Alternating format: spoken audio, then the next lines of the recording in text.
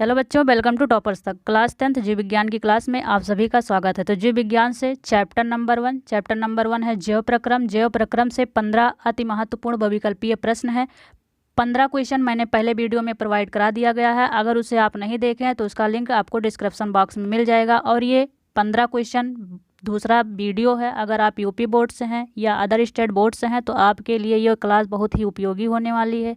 अगर आप 2023 की बोर्ड परीक्षा की तैयारी कर रहे हैं तो आप यही क्वेश्चन को रट लीजिए, आपकी परीक्षा में यही क्वेश्चन आने वाले हैं। तो चलिए बच्चों, 16 नंबर क्वेश्चन से हम स्टार्ट करते हैं। पहले वीडियो में हमने 1 से 15 नंबर क्वेश्चन तक किया था। अब उसी की आगे स्टार्ट करते हैं। तो उसी के आगे हमारा 16 नंबर क्वेश्चन क्या कह रहा है, अमाशय से भोजन कहाँ प्रवेश करता है। तो पहला ऑप्शन इसमें ये दिया गया है पित्त में, दूसरा ऑप्शन दिया गया है क्षुद्रांश में, तीसरा ऑप्शन दिया गया है यकृत में और चौथा ऑप्शन दिया गया है परिशेषिका में। तो अमाशय में भोजन अगर की बात करें तो छोटी आंत मतलब क्षुद्रांश में, इसका ऑप्शन नंबर बी सही हो जाएगा। ठीक, तो 16 का बी ऑप्शन सही हो जाएगा। कौन सा? बी। ठीक, चलिए फिर अगले क्वेश्चन की ओर चलते हैं हम। अगला क्वेश्चन हमारा क्या कह रहा है कि जीवों के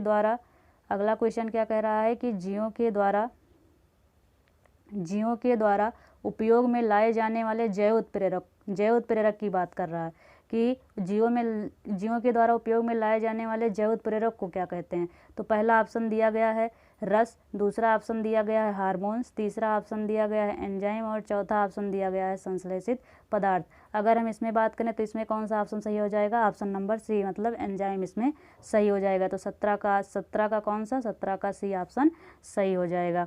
अगले क्वेश्चन की ओर चलते हैं। अगला क्वेश्चन हमारा क्या कह रहा है, अगला क्वेश्चन कह रहा है कि मानव अमाशय में कौन सा अम्ल उत्पन्न करता है। ठीक, मानव अमाशय में कौन सा अम्ल उत्पन्न करता है।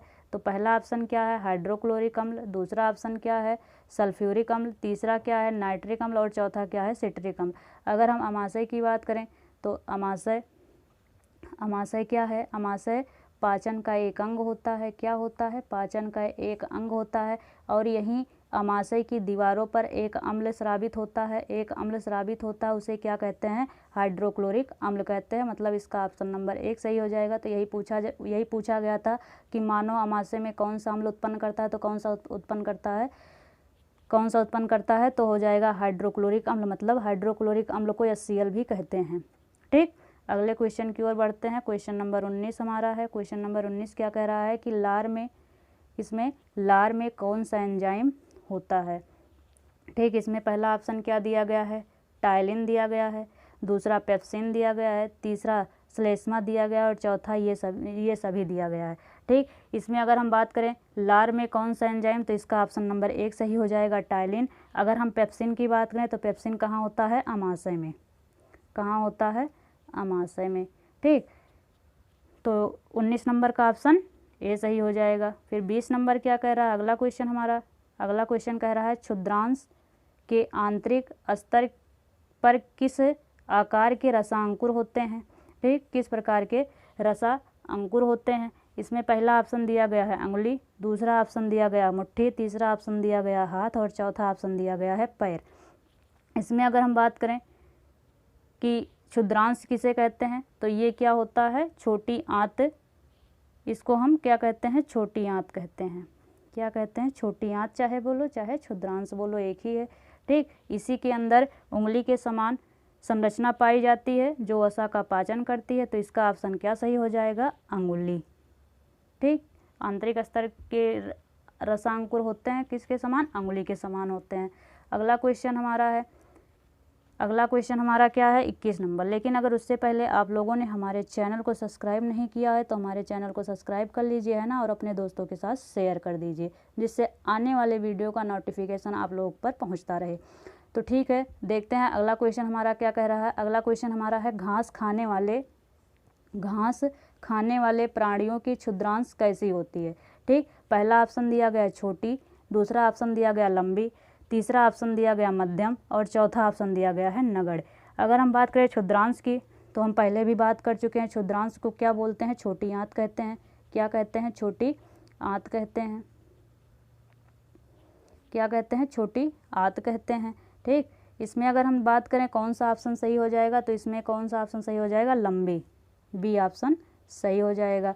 इसमें अगर हम बात करें जीव जंतु, जीव जंतु जो होते हैं वो क्या खाते हैं, घास खाते हैं। तो घास में कौन सा, तो घास में क्या होता है, अत्यधिक सेलुलोज होता है। क्या होता है, सेलुलोज होता है। ठीक, तो इसका पाचन कहाँ होता है, छोटी आंत में होता है। छोटी आंत में होता है तो जानवरों का जो छोटी आंत होती है क्या होती है, लंबी होती है। तो इसका ऑप्शन भी सही हो जाएगा। ठीक, अगले क्वेश्चन की ओर चलते हैं। हमारा अगला क्वेश्चन क्या कह रहा है, 21 नंबर कह रहा है ब्लड बैंक। ये क्वेश्चन इंपॉर्टेंट है, ये परीक्षा की दृष्टि से बहुत ही इंपॉर्टेंट है। क्या कह रहा है, ब्लड बैंक के नाम से किसे जाना जाता है। ठीक, पहला ऑप्शन क्या दिया गया, न्यूरॉन दिया गया, दूसरा क्या दिया गया, नेफ्रॉन दिया गया, तीसरा दिया गया है प्लीहा और चौथा दिया है इनमें से कोई नहीं। ठीक, अगर इसमें ब्लड बैंक की बात करें तो ब्लड बैंक के नाम से प्लीहा को जाना जाता है। किसे, प्लीहा को जाना जाता है। अगर हम न्यूरॉन की बात करें तो न्यूरॉन क्या करता है, न्यूरॉन क्या करता है, सूचनाओं को मस्तिष्क तक पहुंचाने का कार्य करता है। कहाँ तक, सूचनाओं को मस्तिष्क तक, कहाँ तक, मस्तिष्क तक पहुंचाने का कार्य करता है। कौन करता है, तो न्यूरॉन करता है। अगर हम यहीं पर नेफ्रॉन की बात करें तो नेफ्रॉन को क्या कहते हैं, नेफ्रॉन को क्या कहते हैं, वृक्क की संरचनात्मक और क्रियात्मक इकाई कहते हैं। क्या कहते हैं, संरचनात्मक और क्रियात्मक इकाई कहते हैं। संरचनात्मक और क्रियात्मक इकाई किसे कहते हैं, तो नेफ्रॉन को कहते हैं। ठीक, सूचनाओं देने का कार्य कौन करता है, न्यूरॉन करता है। अगर ब्लड बैंक पूछा जाए, ब्लड बैंक के नाम से किसे न जाना जाता है, तो प्लीहा को ब्लड बैंक के नाम से जाना जाता है। इसका ऑप्शन नंबर सी सही हो जाएगा। ठीक, अगले क्वेश्चन की ओर चलते हैं। अगला क्वेश्चन हमारा क्या कह रहा है, मानव के पाचन तंत्र की सबसे बड़ी ग्रंथि होती है। तो मानव के पाचन तंत्र की सबसे बड़ी ग्रंथि के बारे में पूछा है। पहला दिया गया है अग्नाशय, दूसरा दिया गया है जठर ग्रंथि, तीसरा दिया गया है लार ग्रंथि और चौथा दिया गया है यकृत। ठीक, अगर अग्नाशय की बात करें तो यकृत, अग्नाशय की बात करें तो अग्नाशय का स्थान यकृत के बाद आता है। किसके बाद आता है, यकृत के बाद आता है। किसका स्थान, अग्नाशय का। तो मानव के पाचन तंत्र की सबसे बड़ी ग्रंथि पूछी गई है तो इसका ऑप्शन डी सही हो जाएगा। क्या दिया गया है, डी में, डी में दिया गया है यकृत। ठीक, देखो यकृत के अंदर क्या होता है, पित्तरस का निर्माण होता है। क्या होता है, पित्तरस का निर्माण होता है। ठीक, पित्तरस कहाँ एकत्रित होता है, तो पित्ताशय में। पित्तरस कहाँ एकत्रित होता है, तो पित्ताशय में एकत्रित होता है। ठीक है, अगले क्वेश्चन की ओर चलते हैं। अगला क्वेश्चन हमारा 24 नंबर है। 24 नंबर क्वेश्चन क्या कह रहा है कि आहार नाल में भोजन अधिकांशतः कहाँ पचता है। तो आहार नाल में भोजन कहाँ पचेगा, तो कहाँ पचेगा, छोटी आंत में, मतलब क्षुद्रांश में पचता है। ये भी पूछा जाता है कि संपूर्ण भोजन का पाचन कहाँ होता है, तो छोटी आंत में होता है। मतलब इसका ऑप्शन नंबर सी सही हो जाएगा। अगले क्वेश्चन की ओर चलते हैं। अगला क्वेश्चन क्या है हमारा, अगला क्वेश्चन 25 नंबर क्या कह रहा है कि अग्नाशयी रस में निम्नलिखित में से कौन से एंजाइम पाए जाते हैं।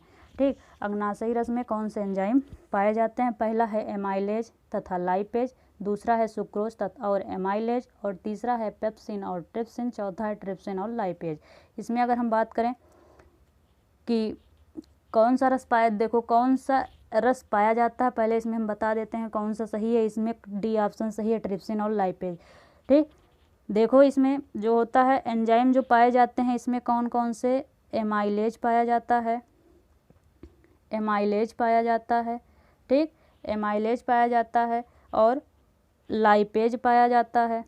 कौन सा, लाइपेज पाया जाता है और चौथा क्या पाया जाता है, ट्रिप्सिन पाया जाता है, ट्रिप्सिन पाया जाता है। एमाइलेज जो है ये किसका पाचन करता है, तो एमाइलेज जो होता है स्टार्च का पाचन करता है। किसका पाचन करता है, स्टार्च का पाचन करता है। लाइपेज जो होता है ये वसा का पाचन करता है। किसका पाचन करता है, वसा का पाचन करता है। और ट्रिप्सिन किसका पाचन करता है, तो ये प्रोटीन का पाचन करता है। किसका पाचन करता है, तो प्रोटीन का पाचन करता है। अगर इसमें ऑप्शन की बात करें कौन सा ऑप्शन सही है, तो इसमें कौन सा ऑप्शन सही हो जाएगा, ट्रिप्सिन और लाइपेज। इसमें देखो पूछा गया है एमाइलेज भी होता है, लेकिन यहाँ पर ऑप्शन जो सही होगा ट्रिप्सिन और लाइपेज ही सही होगा। क्योंकि अगर हम बात करें एमाइलेज को, तो एमाइलेज की बात करें तो ये लार ग्रंथियों में भी पाया जाता है। क्या, एमाइलेज, इसलिए ऑप्शन यहाँ पर कौन सा सही होगा, ऑप्शन नंबर डी सही हो जाएगा। अगर ऐसे क्वेश्चन पूछे जाएँ तो ध्यान से देखिएगा और लगाइएगा, इसमें कौन सा ऑप्शन सही हो जाएगा, ट्रिप्सिन और लाइपेज सही हो जाएगा। ठीक, अगले क्वेश्चन की ओर चलते हैं। अगला क्वेश्चन है हमारा 26 नंबर। ये भी इम्पॉर्टेंट क्वेश्चन है, ये भी इम्पॉर्टेंट क्वेश्चन है। क्या कहा गया है, आरबीसी का जीवन काल कितना होता है। आरबीसी का जीवन काल कितना होता है, इसमें ऑप्शन नंबर 1 दिया गया 30 दिन, दूसरा दिया गया है 80 दिन, और तीसरा दिया गया 120 दिन, और चौथा दिया गया 180 दिन। अगर बात करें आरबीसी का जीवन काल कितना होता है, तो कितना होता है 120 दिन। कभी कभी आंसर में 90 से 120 दे देता है, 90 से 120। अगर 90 से 120 आ जाए तब भी सही है, अगर केवल 120 आ जाए तब भी सही है।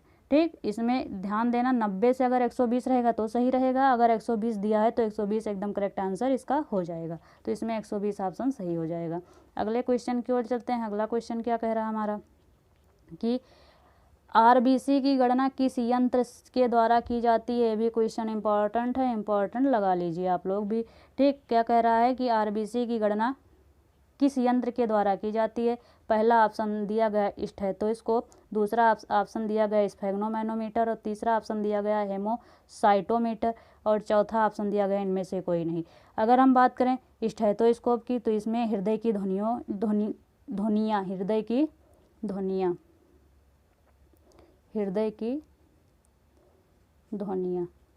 इस यंत्र से हृदय की ध्वनियाँ मापी जाती हैं। ठीक, अगर हम अगले क्वेश्चन की बात करें स्फेग्नोमैनोमीटर से, तो इसे बीपी है ना, बीपी नापा जाता है स्फेग्नोमैनोमीटर से। तो इसका ऑप्शन क्या सही हो जाएगा, सी सही हो जाएगा, मतलब हेमोसाइटोमीटर, ये ऑप्शन सही हो जाएगा।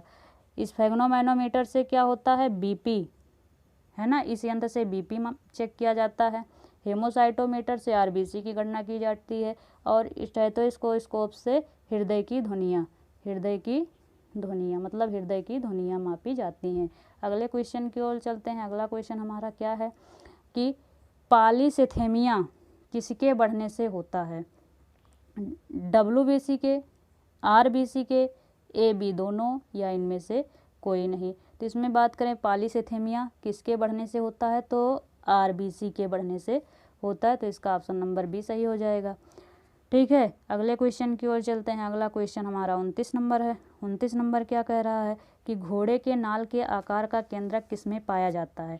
ये भी क्वेश्चन इंपॉर्टेंट है परीक्षा की दृष्टि से।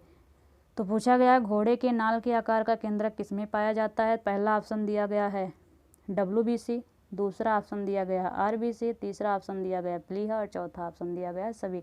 प्लीहा को क्या कहते हैं, तो ब्लड बैंक के नाम से किसको जानते हैं, प्लीहा को जानते हैं ब्लड बैंक के नाम से। तो घोड़े के नाल के आकार का केंद्रक किसमें पाया जाता है, तो डब्ल्यूबीसी में पाया जाता है घोड़े के नाल के आकार का केंद्रक। अगले क्वेश्चन की ओर चलते हैं। ये हमारा लास्ट क्वेश्चन है। क्या कह रहा है, हृदय के अध्ययन को क्या कहते हैं। ठीक, पहला ऑप्शन दिया गया है माइकोलॉजी, दूसरा ऑप्शन दिया गया कार्डियोलॉजी, तीसरा ऑप्शन दिया गया है ब्रायोलॉजी, और चौथा ऑप्शन दिया गया बैक्टीरियोलॉजी। तो हृदय के अध्ययन की बात करें तो इसमें कौन सा ऑप्शन सही हो जाएगा, cardiology, and option number B सही हो जाएगा। ठीक, अगर हम माइकोलॉजी की बात करें, माइकोलॉजी को कवक के अध्ययन को कहते हैं। किसके अध्ययन को कहते हैं, कवक के अध्ययन को कहते हैं। ठीक, अगर बात करें ब्रायोलॉजी की तो ब्रायोफाइटा क्या हो जाएगा, ब्रायोफाइटा के अध्ययन को क्या कहते हैं, ब्रायोलॉजी कहते हैं। ठीक, इसके बाद अगर हम बात करें बैक्टीरियोलॉजी को, तो बैक्टीरियोलॉजी जो होता है जीवाणु के अध्ययन को कहते हैं, अगर हम पूछ लें न्यूरोलॉजी, यहीं पर एक क्वेश्चन और देख लो, न्यूरोलॉजी किसके अध्ययन को कहते हैं, तो तंत्र के अध्ययन को क्या कहते हैं, न्यूरोलॉजी कहते हैं। ठीक, तो यहाँ पूछा गया है हृदय के अध्ययन को क्या कहते हैं, तो कार्डियोलॉजी। ठीक बच्चों, तो ये रहे आज के हमारे 15 क्वेश्चन। अगर आप लोगों को वीडियो अच्छी लगी हो तो वीडियो के नीचे कमेंट बॉक्स में कमेंट करके ज़रूर बताइएगा कि आप लोगों को वीडियो कैसी लगी। धन्यवाद।